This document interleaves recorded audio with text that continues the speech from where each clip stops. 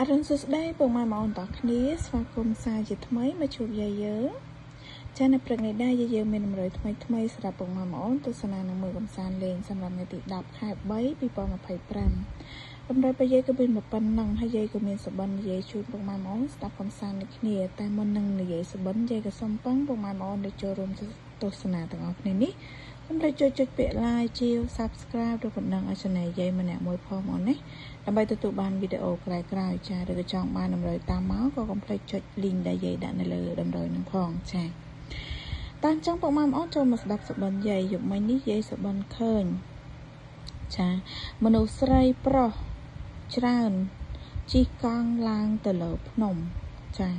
ជិះកង់ឡើងទៅលើទួលរបៀបដូចផ្លូវជាប់ភ្នំចឹងណាឡើងទួលខ្លាំងមែនតើឲ្យខំប្រឹងធាក់ម្នាក់ណាខំប្រឹងធាក់កង់ឡើងទៅលើភ្នំមានស្រីមានប្រុសជិះម្នាក់មួយអត់មានជិះដូចគ្នាទេ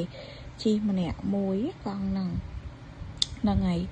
អញ្ចឹងយាយក៏កាត់យកប៉ុណ្ណឹងពុកម៉ែបងប្អូនតាគ្នាយាយកាត់យក97 98 78 76 68 679 678 789ចាអស់9អស់7អញ្ចឹងពុកម៉ែបងប្អូនចេះកាត់លេខអីក៏យកតាមហ្នឹងទៅណាចាហើយក៏ជូនពរហេងសំណាងល្អទាំងអស់គ្នាអញ្ចឹងវីដេអូយាយក៏មានតែប៉ុណ្្នឹងទេជួបគ្នានៅវីដេអូក្រោយបាយ